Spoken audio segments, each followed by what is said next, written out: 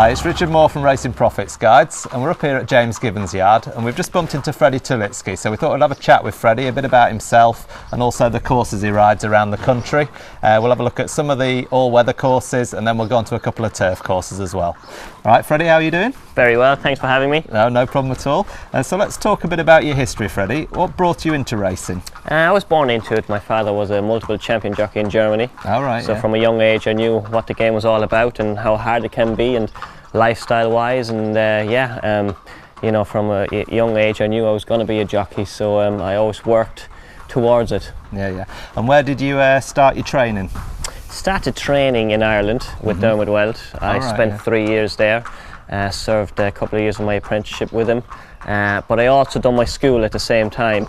And as you know, German is my first language. English was my second then. And I finished off my school in Ireland at St Patrick's Community College. All right. And I then went on to Mr Bulger and spent a further 3 years with him. Yeah, and then did you come over to this country after that then? I did indeed, yes. And ever since I joined the UK, things have just developed nicely for me. I turned champion apprentice in 2009. Right. So I was delighted with that. And were you with Richard Fahey at the time? I was indeed, yes. He provided me with a lot of winners, and I was riding for a lot of trainers and rode 71 winners that year, so it was a great amount of winners. And you've only ever ridden the flat, have you, or have you done some jumps racing in your time?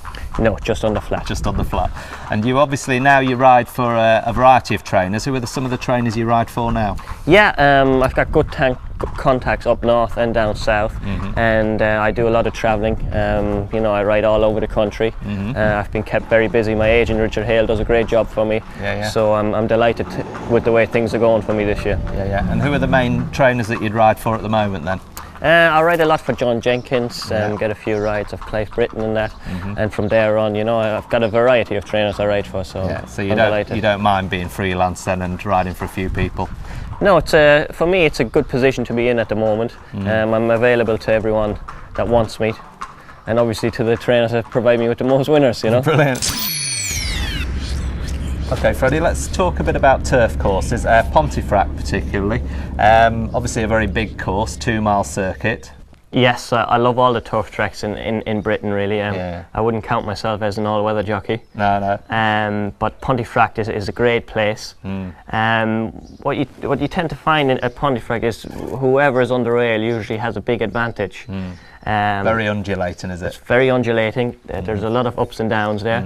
Not many horses handle it. No. But it brings horses, especially younger horses, it brings them on an awful lot and educates them and teaches them for further races, you know. So how far around it? 2 miles, is it? A left-handed 2 mile oval? It is, yeah. There's quite a lot of the marathon races on. I think you've won, did you say you've won twice in the 2 mile 5 furlong race? Exactly, it's the longest distance race in Britain. So, you know, you have to bide your time around there. You have to know the course pretty much inside out. Not every jockey really likes it. No. You know. I know Richard Hughes hates it, doesn't he? He wrote in one of his articles, he did, but he was there last night actually. Was it? Yeah. No, he's but you love it, do you, there? Yeah, I mean, the main man to follow around Pontefract is Kieran Fallon. You know, he was the one and only jockey who rode a perfect race around there. And that's because of the pace, because he judged pace well there, or did he know the horse under him? Pace, as well as knowing the track and where to be at you know, in what position at what time in the race. And I watch a lot of his races from around there, and I try and copy him an awful lot around there, you know. When I was champion apprentice, I was also top jockey at Pontefract. I think I won 8 races there that year. Right. And for me, it's a great track. And sprint races and the distance races, you like both, do you? I do, yeah. It's very fair, even the draw-wise, over the sprint distance. It's very fair because you can always find a good posse on it. Over the staying distances, like the 1.25 miles and the 1.4 miles and that, you know, the closer you are to the rail, the better at Pontefract. Do you think? Yeah. And let's talk about the sprint distance then, because you come out of certainly the 5 furlong, you drop down into that little dip, don't you, before the 3.5, and then it's climbing really all the way around that bend, all the way to the finish line, isn't it? It's a real stiff finish. That's correct. So you know, you have to have a horse that handles going down the hill as well as going up. Not many, do that. So and why is that? Because they lose balance, or they? Exactly. Younger horses tend to lose their balance a bit, but like I said, they come on an awful lot from it. It's a great experience for them. As a learning experience. They're learning to carry themselves. The older horse, they obviously they do their own thing really, but some of them don't really like going downhill.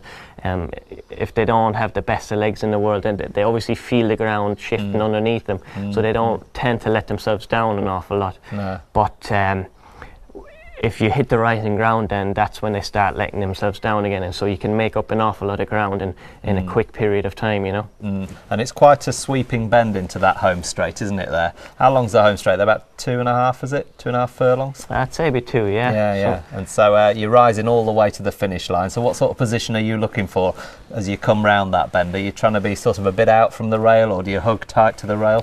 To be honest, I'd rather be on the rail, because horses tend to go off it. Yeah. So when you turn in for home after that bit of a hill, the horses tend to fan out and spread over to the right hand side.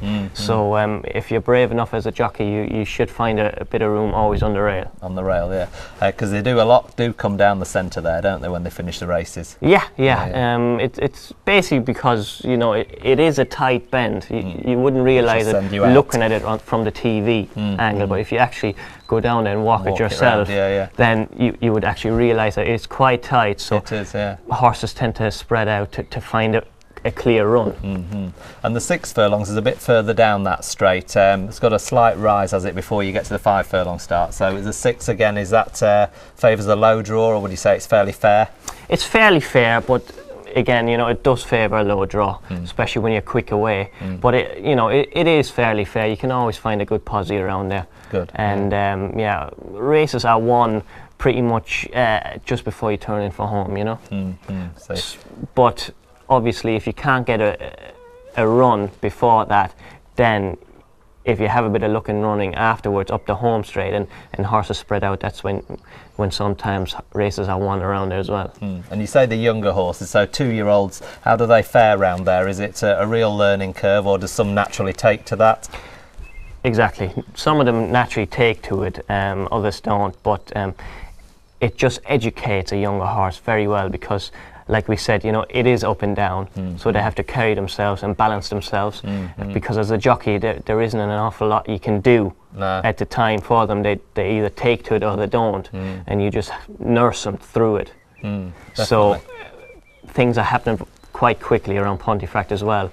So obviously if you have a horse that handles it very well, then you're going to be quick away, Yeah, definitely. And wherever you take your 2-year-old next time out, they come on an awful lot from the run at Pontefract. And are there any courses that you think the form transfers well from?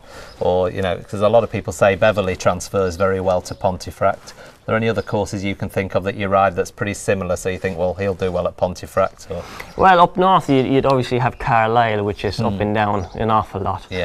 So anything that wants a stiff uphill finish, they tend to go transfer very well, because it is a stamina test around Pontefract. Yeah, definitely.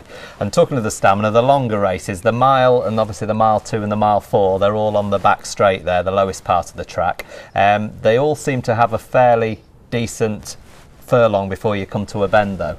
Yes. I think the mile 4 maybe has a little bit shorter, doesn't it, as it comes down the hill? It is, and you're going down a hill as well. It is a big galloping track, but on the other hand, because you have your undulations there, you want to be wary. That last bend at the mile straight's very tight into the. It is very tight. It is a tight enough track, if you know what I mean. Apart from turning in for home, and that's a big sweeping bend, Yeah, just a couple of bends, really tight, aren't they? There? Exactly, but usually the best horse wins it around Pontefract. And obviously you've ridden the long 2 mile 5 stamina races there. How do your tactics differ in those from maybe doing a course, a different course? Well, obviously, like we said earlier on, you're best off knowing the track, Pontefract. and you always have to know your horses well.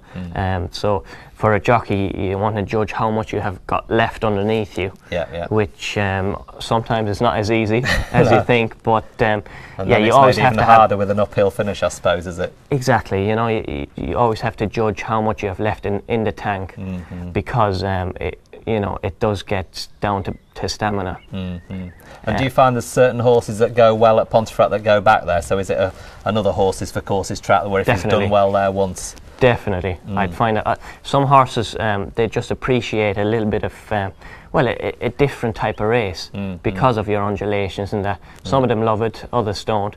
But you find that horses that tend to go well around Pontefract, they keep on winning races year in, year out. Yeah, and I mean, looking at the record books, you do see 2 or 3 horses that appear there regularly, haven't won anywhere else in the country, but when they come back to Pontefract, they do well there. Exactly. You know, if you take them somewhere else in the country, for example, to any flat course like Nottingham. I think Mr. Wolf was one I remember. Exactly. Won Mr. there Wolf about was 9 times, didn't he? He was very, very good around there, and very speedy as well, you know. But didn't win hardly anywhere else, I don't think, maybe once or twice somewhere else, but so definitely a horses for courses track. Again, anyone watching the video, you'd say look for previous form at the track for the horse. Anything else you think people should be looking out for when they're at Pontefract racing? Yeah, the statistics for jockey.